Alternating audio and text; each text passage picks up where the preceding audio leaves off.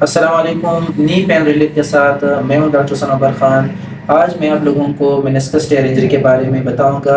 Meniscus टेयर injury का मैं आपको टेस्ट भी परफॉर्म करके दिखाऊंगा और इसके प्रोटोकॉल और एक्सरसाइजेज भी आप लोगों को परफॉर्म करके दिखाऊंगा। सबसे पहले हम लोग चलते हैं एप्टीज टेस्ट की तरफ। दो टेस्ट होते हैं, एक एप्टीज टेस्ट है, एक मैकमरी टेस्ट है। मैकमरी टेस्ट की जो रियलेबिलिटी है वो 70% है और जो एप्टीज टेस्ट है उसकी रियलेबिलिटी 80% है। सबसे पहले चलते हैं मैकमरी टेस्ट की तरफ। मैकमरी टेस्ट में पेशेंट की जो नी है उसको फ्लेक्स करेंगे, 90 का एंगल बन जाएगा। फिर उसके बाद पेशेंट के फीट को, टेबिया को एक्सटर्नली रोटेट करेंगे। एक्सटर्नली रोटेट करने के बाद वेल्गस फोर्स लगाएंगे पेशेंट के नी पे। फिर आहिस्ता आहिस्ता पेशेंट के लेग को एक्सटेंड करेंगे। एक्सटेंशन के दौरान ही पेशेंट को शूटिंग पेन होगा या पॉपिंग साउंड आपको सुनाई देगा। इसका मतलब है कि पेशेंट का मेनिस्कस टेयर इंजरी है।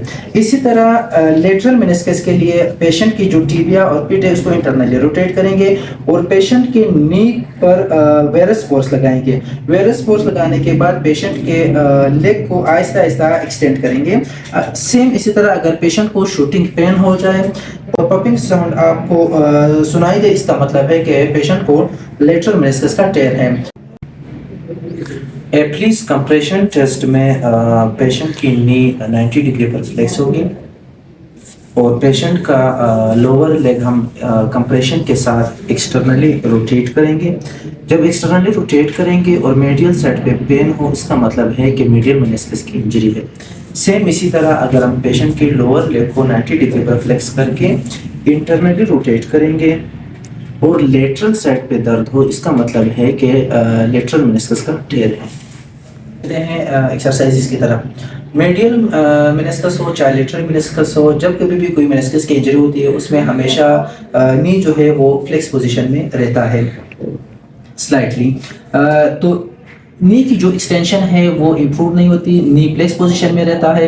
तो इसी नी की जो एक्सटेंशन है उसको इम्प्रूव करने के लिए हमारे पास एक छोटा सा बॉल होता है।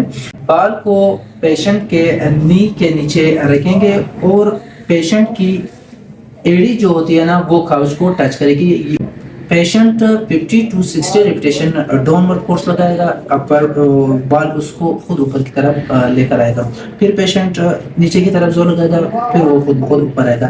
इस तरह रिपीटेटिव 50 to 60 रिपीटेशंस पेशेंट खुद से एक्सरसाइज परफॉर्म करेगा। अब चलते हैं नेक्स्ट एक्सरसाइज की तरफ। दूसरे एक्सरसाइज में पेशेंट की पोजीशन प्रोन होगी। सेम इसी तरह पाँव के नीचे एक पिलो होगा। पेशेंट ने अपने लोअर लेग को फ्लेक्स करना है। फ्लेक्स करने के बाद डाउनवर्ड फोर्स लगानी है और अपने नी को एक्सटेंड करना है।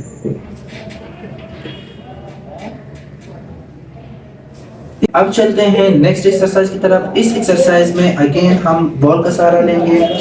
हम बॉल को पेशेंट के दोनों मेलोलस के बीच में रखेंगे और पेशेंट इसको प्रेस करेगा। प्रेस करने से एडक्टर मसल की स्ट्रेंथनिंग हो जाएगी, जिसकी वजह से नी की ग्रिपिंग एंड स्ट्रेंथनिंग इंक्रीज हो जाएगी। इस एक्सरसाइज में हम एक रोलर लेंगे। रोलर बिल्कुल पेशेंट के थाइस के नीचे होगा। ज्यादातर लोग ये गलती करते हैं कि रोलर को पेशेंट के बिल्कुल नी के नीचे रखते हैं। नी के नीचे नहीं रखना है, रोलर को हम पेशेंट के थाइस के नीचे रखेंगे, क्योंकि जो हम लोगों ने रेंज कवर किया है उसके जो क्वाड्रिसेप मसल्स है उनकी स्ट्रेंथनिंग हो जाए और जो रेंज है वो इम्प्रूव हो जाए। इसमें पेशेंट 20 रिपीटेशंस करेगा और 10-10 सेकंड इसको होल्ड करेगा।